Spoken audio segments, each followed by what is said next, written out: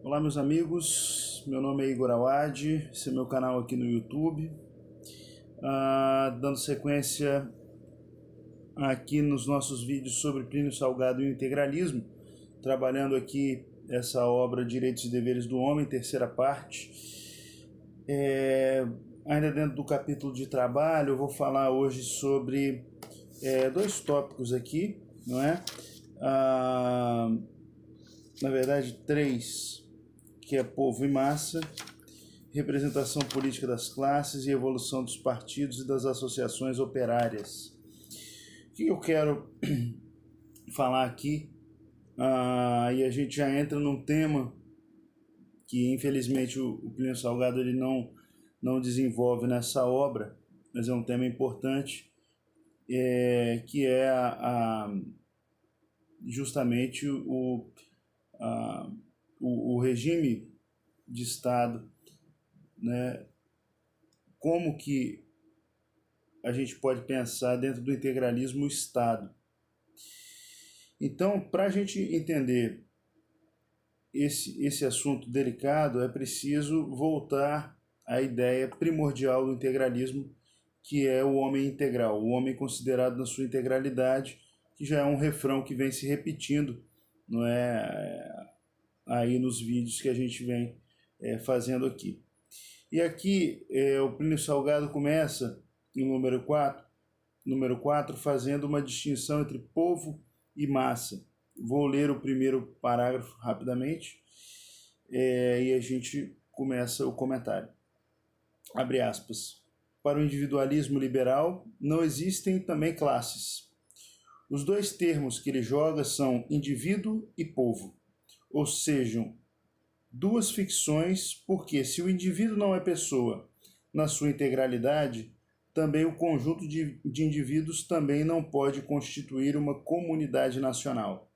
O povo tem de ser, para exprimir uma realidade, a reunião de pessoas conscientes, a reclamar direitos e a cumprir deveres intimamente relacionados com os grupos naturais.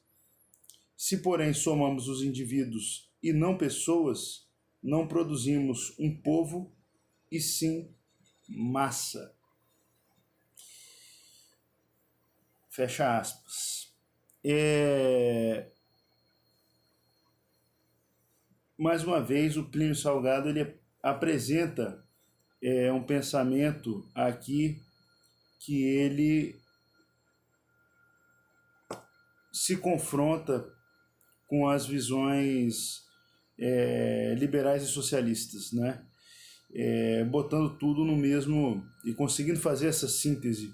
O Plínio Salgado ele o pensamento dele é muito instigante, porque ele consegue sintetizar não no sentido de resumir, mas no sentido de conseguir agrupar, fazer uma grande síntese de diversos elementos, pegar elementos às vezes que são contraditórios, ele consegue, não é, fazer essa síntese, o que é bastante coerente com a ideia do integralismo, não é?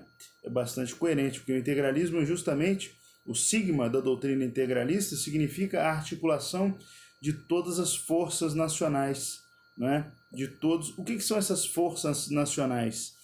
Essas forças nacionais são os grupos naturais, cada um segundo a sua própria vocação e a sua própria finalidade, trabalhando em prol do bem comum. O somatório disso é a nação. Por isso que o integralismo toma o sigma como o seu símbolo, né? A sua referência. O sigma significa lá na matemática, no cálculo integral, né? a soma, a totalidade. Então, agora me ocorreu aqui, cálculo integral também, né? O nome da disciplina, integral. Nunca tinha reparado isso. Eles foram escolher logo um símbolo do cálculo integral, bastante coerente, né? É bastante coerente. É muito curioso isso. É muito, muito bonito ver essa coerência interna do pensamento integralista. Mas vejam, então, o que é povo, minha gente? Povo é o conjunto desses grupos naturais dos quais a gente vem falando, né, nos vídeos anteriores. Família, associação de trabalhadores, igrejas, ligas culturais, tudo isso são grupos naturais que trabalham em prol de uma finalidade específica, mas visando também e sobretudo o bem comum. O bem comum. Então você começa a ter associações de pessoas, associações de associações, não é? E o somatório organizado dessas forças, isso constitui, não é, a nação, que é aqui, não é, apesar de que na ciência política atualmente fala-se da diferença do conceito de povo, do conceito de nação, aqui não me parece, eu até hoje não encontrei dentro do Plínio Salgado uma diferença entre povo e nação, não é? Entre democracia e nacionalismo, nesse sentido, né? Nacionalismo como um governo voltado para a nação compreendida como conjunto de corpos naturais, e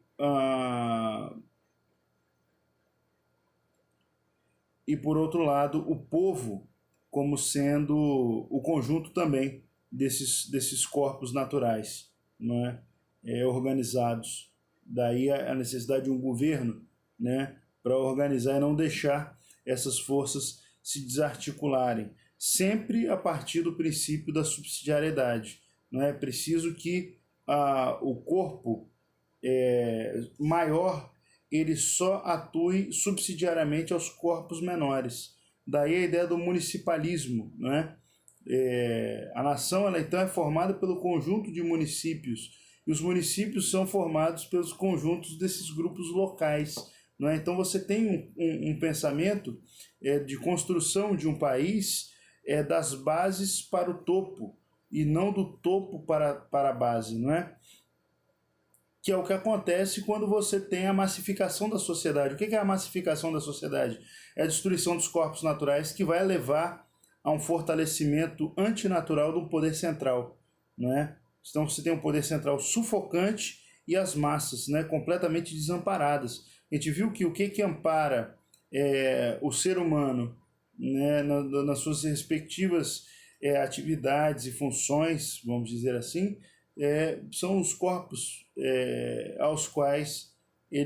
dos quais ele faz parte, né? Lembrando sempre que cada pessoa individualmente considerada é uma dignidade em si mesma, senão a gente cai no coletivismo, mas lembrando sempre disso.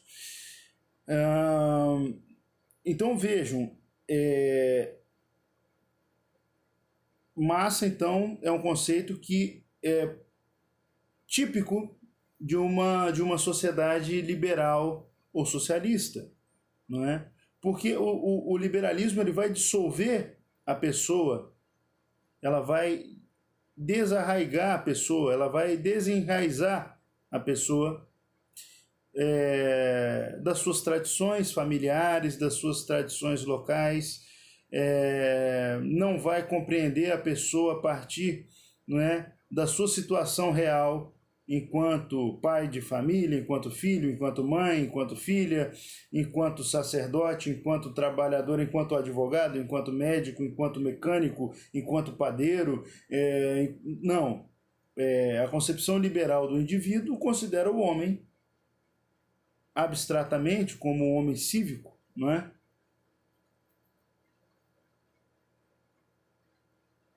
Um igualitarismo completamente artificial que se manifesta lá no sufrágio universal, quando ele vai lá hoje numa cabine eletrônica e em menos de 1 minuto ele exerce a sua cidadania de uma forma secreta, né, fechada numa cabine para ninguém ver.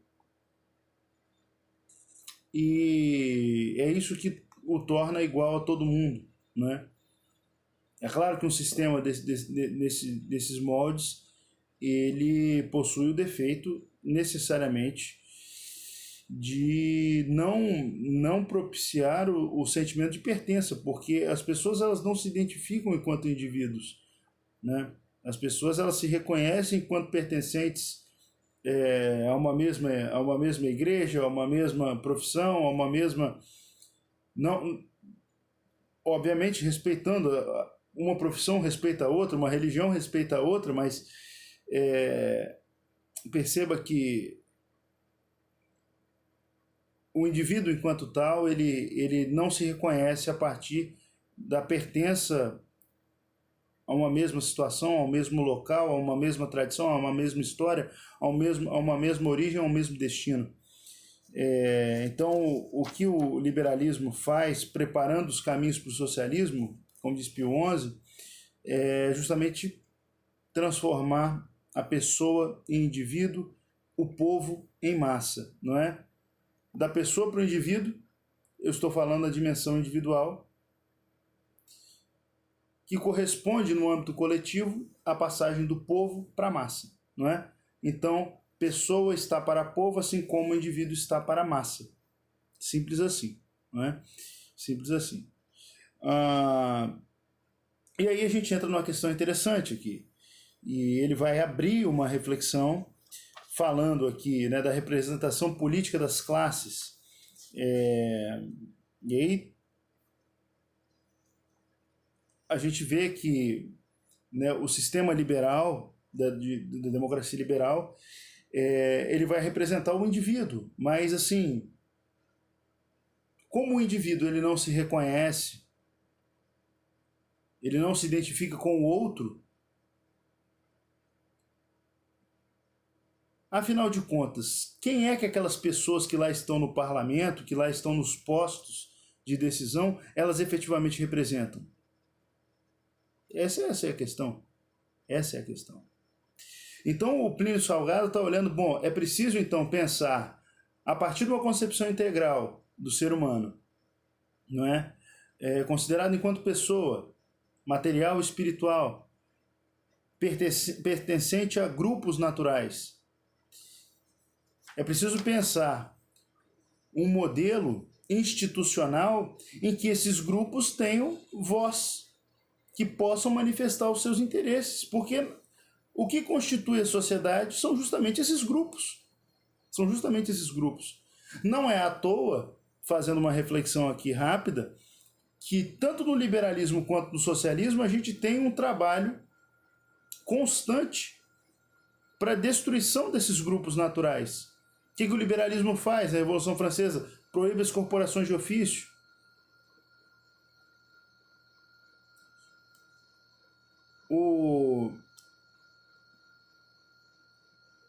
Hoje a gente já vê um estágio muito mais avançado da coisa, em que você tem um ataque diário à família, enquanto grupo natural. Isso é uma decorrência lógica do próprio sistema liberal. Isso é uma decorrência lógica do sistema liberal. Então é preciso pensar uma forma de Estado, é preciso pensar um formato institucional no qual esses grupos naturais integrados, eles possam ter voz.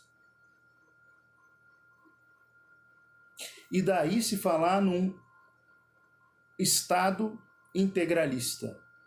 Um Estado no qual essas diversas forças nacionais elas possam ter efetiva representatividade. Efetiva representatividade.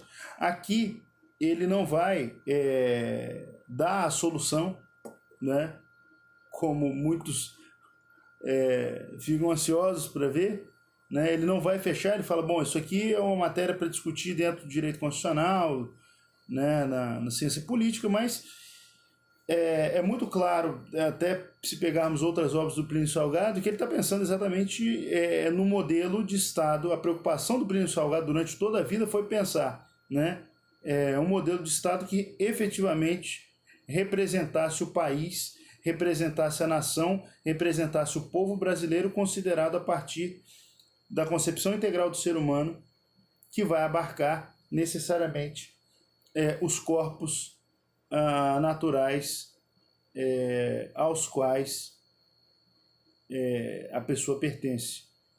Então, não é à toa que ele fala aqui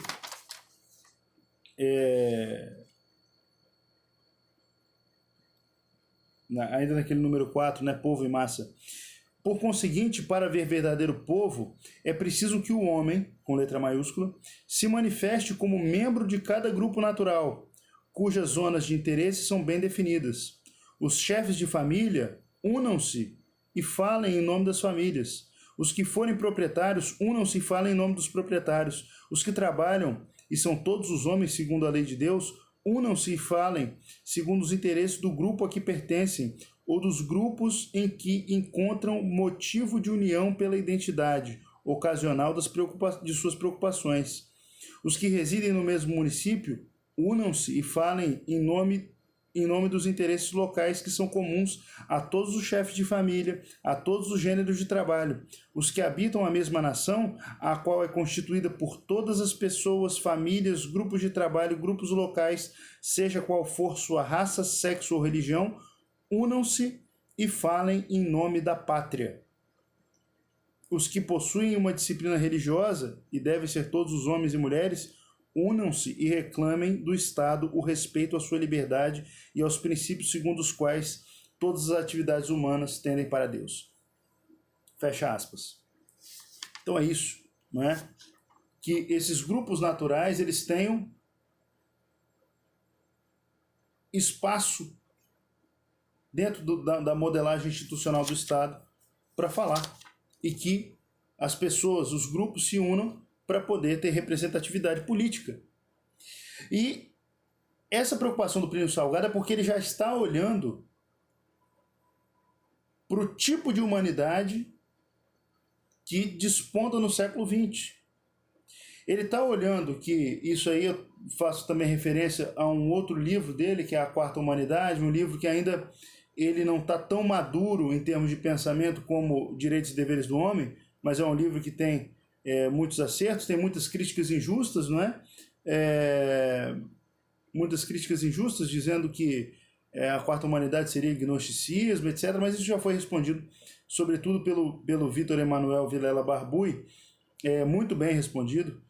Não se trata de gnose, não se trata de nada disso, não é? Na verdade, a quarta humanidade é a humanidade integralista, que seria a articulação, não seria a mera soma, né, das primeira, segunda e terceira humanidades, mas seria a articulação delas, não é? A síntese, como eu dizia anteriormente, né? Isso que é bonito no pensamento do Plínio Salgado. Ele sintetiza, ele consegue articular de forma sintética, ele consegue fazer, ele consegue abraçar todas essas vertentes, até algumas aparentemente contraditórias, e ter a visão do todo. Mas o Plínio Salgado está olhando para a humanidade do século XX, né, do seu tempo, e ele está vendo que as coisas estão se misturando. Se nós não organizarmos as forças que constituem a realidade, as coisas vão se fundir numa tremenda confusão. Então ele fala, olha, qual deve ser o caráter de uma associação profissional? Econômica ou política? Porque, veja, o que está acontecendo é o seguinte: muitas vezes um sindicato ele tem uma atuação muito mais política, e isso é muito comum no nosso tempo. Muitas pessoas falam, eu não quero saber de sindicato porque aquilo lá é só politicagem, no sentido da baixa política, mas porque as pessoas do sindicato estão muitas vezes muito mais preocupadas em fazer política do que efetivamente má política, né? Do que efetivamente tratar dos interesses diretos da classe que estão ali da classe que está ali representada. Por outro lado, você vê partidos políticos que tomam bandeiras econômicas, não é? Partidos políticos que querem muitas vezes representar os trabalhadores. Veja o nome do famigerado Partido dos Trabalhadores, né? Então, tudo bem que não se fala assim trabalhadores genericamente, como historicamente se fez no Brasil, desde Getúlio Vargas, o que não foi bom para o Brasil, tratar o trabalhador como pegar essa categoria e usar para fins politiqueiros. Mas o que o Plínio Salgado está olhando nessa movimentação é que, bom, partido político está tentando fazer às vezes sindicato, o sindicato está tentando fazer às vezes de partido político, porque na verdade é preciso pensar uma modelagem institucional em que política esteja integrada com trabalho, porque trabalho representa especificamente o interesse de um grupo natural, que são associações profissionais, mas o trabalho é de onde sai o sustento das famílias, e a família é um outro grupo natural, por meio da propriedade privada, que é produto do trabalho e garante a liberdade das famílias. Então vejo que todas essas coisas estão articuladas, elas estão integradas. elas não podem ser consideradas em separado, tudo isso compõe a sociedade. Então é preciso pensar uma modelagem institucional em que esses grupos naturais eles efetivamente tenham voz. E no momento em que tivermos e conseguirmos alcançar isso, aí sim a gente consegue falar em direitos humanos, porque esses grupos naturais eles são justamente o anteparo que protege o indivíduo, melhor dizendo, o ser humano enquanto pessoa integralmente considerada para o seu desenvolvimento pleno, né, humano, integral. Espero que não tenha ficado confuso, a gente volta a falar disso em outros vídeos, tá certo? Então, um abraço para você, ajuda, por favor, o meu trabalho na divulgação do integralismo e do pensamento de Plínio Salgado, clique em curtir, inscreva-se no canal e até o próximo vídeo, um abraço para você, fique com Deus.